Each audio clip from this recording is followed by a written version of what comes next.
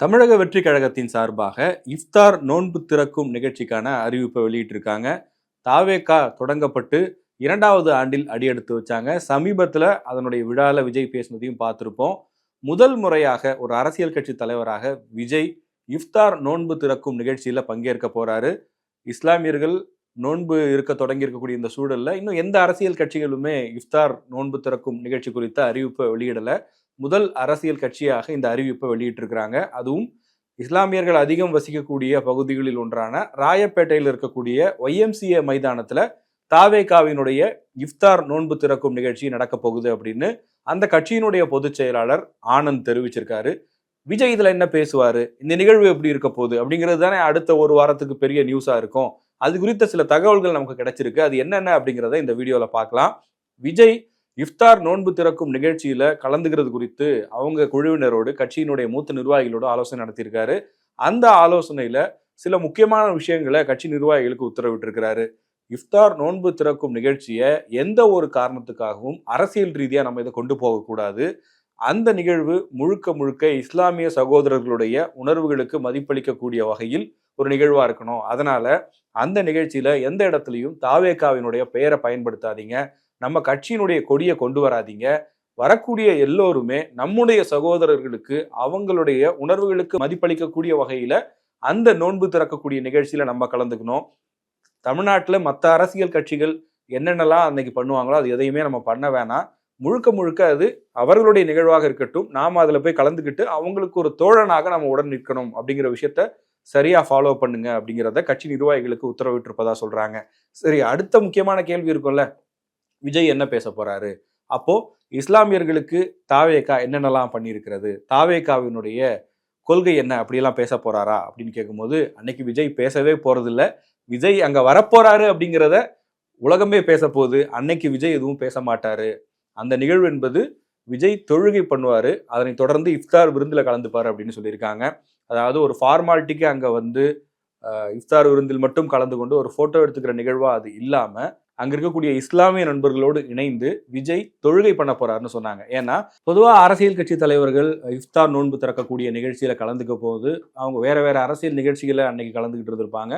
அதன் ஒரு பகுதியா இஃப்தார் நோன்பு திறக்கக்கூடிய நிகழ்ச்சியிலையும் கலந்துப்பாங்க. விஜயை பொறுத்த வரைக்கும் அவர் இஸ்லாமியர்கள் எப்படி ஃபாஸ்டிங் இருந்து, அதாவது நோன்பு இருந்து அதன் பிறகு இஃப்தார் நோன்பு திறக்கக்கூடிய நிகழ்ச்சியில கலந்துக்கிறாங்களோ அதே போல தாவேகா தலைவர் விஜயும் அடுத்த சில தினங்களுக்கு ஃபாஸ்டிங் இருப்பாரு, நோன்பு இருப்பாரு அப்படிங்கிற தகவலும் சொல்லியிருக்காங்க. எனவே இஸ்லாமியர்களுடைய உணர்வோடு கலக்கக்கூடிய வகையில் இந்த நோன்பு திறக்கக்கூடிய நிகழ்ச்சியில் விஜய் கலந்து கொள்வார். அது வெறும் போட்டோ ஷூட்டாவோ இல்லை ஒரு ஃபார்மாலிட்டியாவோ இருக்காது அப்படிங்கிறத உறுதியா சொல்றாங்க தாவேகாவினுடைய முக்கிய நிர்வாகிகள். இன்னைக்கு வெளியிட்டிருந்த அந்த அறிக்கையிலே பார்த்தோம் அப்படின்னா நோன்பு திறக்கும் நேரம் அப்படிங்கிறத சரியாக மாலை 6:24 அப்படின்னும், மகரிபு பாங்கு அப்படின்னு போட்டு மாலை 6:28 அப்படின்னும், மகரிபு தொழுகை செய்யக்கூடிய நேரம் அப்படிங்கிறது மாலை 6:35 அப்படின்னு சொல்லியிருக்காங்க. அந்த அளவுக்கு துல்லியமாக என்ன டைமுக்கு அதை பண்ணணும். ஏன்னா இஸ்லாமியர்கள் அந்த நேரத்துல தான் தொழுகை நடத்துவாங்க, அந்த குறிப்பிட்ட நேரத்தில் செய்யணும் அப்படிங்கிற ஒரு விஷயம் இருக்கு. அதனால அதை முறையாக பின்பற்றணும் அப்படிங்கிறது முதற்கொண்டு அந்த அறிக்கையிலேயே தெளிவா சொல்லியிருக்காங்க. மகரிபு தொழுகை முடிந்த பிறகு தாவேகா சார்பாக இஃப்தார் விருந்து நடக்கும் அப்படின்னு சொல்லியிருக்காங்க. அதுலதான் விஜய் கலந்துக்க போறாரு. எனவே அன்றைய தினம் விஜய் அரசியல் ரீதியாக எதுவும் பேச போறதில்லை.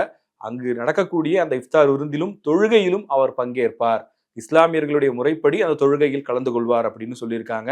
அதற்கான வேலைகளை துரிதப்படுத்த சொல்லி அந்த கட்சியினுடைய பொதுச் செயலாளர் அந்த கட்சியை சேர்ந்த முன்னணி நிர்வாகிகளுக்கு உத்தரவிட்டிருக்கிறாரு. இந்த விஷயத்தை பொறுத்த வரைக்கும் தாவேகா கட்சி தொடங்கியதிலிருந்து அந்த முதல் ஓராண்டுக்குள்ள கிறிஸ்துமஸ் விழாலையோ அல்லது ரமலான் விழாலையோ விஜய் கலந்துக்கல. அவரை பொறுத்த வரைக்கும் அறிக்கைகள் வாயிலாகவும் ட்விட்டர் வாயிலாகவும் பேசிட்டு இருந்தாரு. பரந்தூர்ல போராட்ட களத்துக்கு போனாரு. 2ஆம் ஆண்டு முடிந்த ஒரு சில தினங்களுக்குள்ளாகவே இஃப்தார் நோன்பு திறக்கக்கூடிய நிகழ்வுக்கான அறிவிப்பு வந்திருக்கிறது. இனிமே அவர் முழு நேரமாக இது போன்று மக்களுக்கு ஒரு மதம் சார்ந்த நம்பிக்கைகள் பண்டிகைகள் வருது அப்படின்னாலும் சரி, மக்களுடைய போராட்டம் அப்படின்னாலும் சரி, எல்லாத்துலேயுமே அவர் ஒரு அரசியல் கட்சியின் தலைவராக கலந்து கொள்வார் அப்படிங்கிறதுக்கான தொடக்கம் தான் இது அப்படின்னு சொல்றாங்க. அதுவும் அந்த நிகழ்வில் தனக்கான ஒரு தனித்துவம் இருக்கணும், நான் வந்து மற்ற அரசியல்வாதிகள் மாதிரி ஒரு அரசியல் நிகழ்வா அதை மாத்திரக்கூடாது அப்படிங்கிறதுல கிளியரா இருக்கேங்கிறத விஜய் கட்சி நிர்வாகிகளுக்கு விஜய் சொல்லியிருப்பதாகவும் தகவல் சொல்றாங்க. விஜய் கட்சி தொடங்கிய புதுசுல குடியுரிமை திருத்த சட்டத்துக்கு எதிராக ஒரு அறிக்கையை வெளியிட்டிருந்தாரு. அந்த அறிக்கையுமே அப்போது பேசு பொருளா மாறினது. பல விமர்சனங்களுக்கும் உள்ளாச்சு. அவர் வந்து காட்டமான அறிக்கை வெளியிடல, ஒரு ஃபார்மாலிட்டிக்கு தான் அறிக்கை வெளியிட்டாரு அப்படின்லாம் சொல்லிட்டு இருந்தாங்க. அதற்கு அடுத்தபடியா பார்க்கும்போது கட்சியில முதன்மையான நிர்வாகிகள்னு தலைமை கழக நிர்வாகிகள் நியமிச்சார் இல்லையா? தலைவர், பொருளாளர், பொதுச் செயலாளர், தலைமை கழக செயலாளர்னு அவர் அறிவித்த போது, அவர் அறிவித்த அந்த முதல் 5 நிர்வாகிகள்ல கொள்கை பரப்பு இணை செயலாளராக சிறுபான்மை சமூகத்தை சேர்ந்த ஒரு இஸ்லாமிய பெண்ணான தாகிரா பானு அப்படிங்கிறவரை நியமிச்சிருந்தாரு. அதோடு மட்டும் இல்லாம விழுப்புரம் மாவட்டம் விக்கிரவாண்டியில நடந்த அந்த மேடையிலும் கூட, மாநாட்டு மேடையிலும் தாகிரா பானுவுக்கான இடம் கொடுத்திருந்தாரு. கொடி அறிமுக நிகழ்ச்சின்னு எல்லா இடத்துலையுமே அவங்களுக்கான முக்கியத்துவம் கொடுத்திருந்தாரு. அப்பவே தாவேகா தரப்புல இருந்து என்ன சொன்னாங்க அப்படின்னா, தாவேகாவை பொறுத்த வரைக்கும் எல்லோருக்குமான கட்சியா இருக்கும், ஒரு இன்க்ளூசிவான பார்ட்டியா இருக்கும். அது சிறுபான்மையினராக இருக்கட்டும், இல்ல பெண்களா இருக்கட்டும், இல்லைன்னா விளிம்புநிலை சமூகத்தில் இருக்கக்கூடிய மக்களா இருக்கட்டும், எல்லாருக்குமே நாங்க முக்கியத்துவம் கொடுப்போம். அதை ஒவ்வொரு முறையும் விஜய் என்ஷூர் பண்ணிக்கிட்டே வந்திருக்கிறாரு. அந்த வகையில இந்த நிகழ்விலும் கூட அவர்கள் எல்லோரும் மதிக்கக்கூடிய வகையில், அவர்கள் எல்லோரும் கொண்டாடக்கூடிய வகையில விஜயினுடைய பங்களிப்பு இருக்கும் அப்படின்னு சொல்றாங்க. இது மட்டும் இல்லாம சிறுபான்மையினருடைய பாதுகாப்பை உறுதி செய்வதற்கும் எப்போதுமே அவர் உறுதுணையாக இருப்பார், அவர்களுக்காக குரல் கொடுப்பார். அதை சொல்லாமல் இந்த நிகழ்வில் சொல்ல போகிறார். அரசியல் பேசி அன்னைக்கு தலைப்பு செய்தி ஆகிறது மட்டும் அவருடைய நோக்கம் இல்லை, நான் உங்களோட இருக்கிறேங்கிறத வெளிப்படுத்துவதற்காகத்தான் அந்த நிகழ்ச்சியை ஏற்பாடு பண்றாங்க அப்படிங்கிற ஒரு தகவலையும் சொல்லியிருக்கிறாங்க. இப்ப சமீபத்துல கூட பார்த்தோம் அப்படின்னா, விசிகாவினுடைய துணை பொதுச் செயலாளர் வன்னியரசு ஒரு விவாத நிகழ்ச்சியில பேசும்போது, விஜய்க்கு ஒய் பாதுகாப்பு வாங்குறதுக்காக இஸ்லாமியர்களால் அவருக்கு அச்சுறுத்தல் இருப்பதாக சொல்லித்தான் அவங்க ஒய் பாதுகாப்பு வாங்கியிருக்காங்க அப்படின்னு ஒரு குற்றச்சாட்டை அந்த டிபேட்ல வச்சிருந்தார். உடனடியாக தாவேகாவினுடைய கொள்கை பரப்பு இணை செயலாளராக இருக்கக்கூடிய தாகிரா வன்னியரசுவை கண்டித்து ஒரு அறிக்கை வெளியிட்டிருந்தாங்க. இது முற்றிலும் அவதூறானது, தவறானது, இதை நாங்கள் கண்டிக்கிறோம்னு சொல்லி அதை மறுத்து அறிக்கையை வெளியிட்டு இருந்தாங்க. இப்படிப்பட்ட சூழல்ல தான் இப்போ விஜய் இந்த நிகழ்வுல பங்கேற்க போகிறார். அவர் கலந்து கொள்ளக்கூடிய இந்த நிகழ்வு அப்படிங்கிறது வெள்ளிக்கிழமை நடக்க போகுது.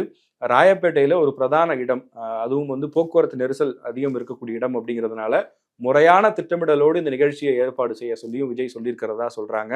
இதற்கு அடுத்து என்னென்ன நிகழ்வுகள் இருக்க போகிறது, வேற என்ன அப்டேட் இதுல இருக்கு அப்படிங்கிறதையும் இனிமேல் தான் நம்ம பார்க்கணும். விஜய் இந்த நிகழ்ச்சியில பேச போறது இல்லை அப்படிங்கிறதுனால இது ஒரு புதுவிதமான நிகழ்வாகத்தான் இருக்க போகுது அப்படின்னு சொல்றாங்க. ஏன்னா எந்த ஒரு இஃப்தார் நோன்பு திறக்கக்கூடிய நிகழ்ச்சியா இருந்தாலும் அதில் கலந்து கொள்ளக்கூடிய தலைவர்கள் பேசுவதுதான் வழக்கம்.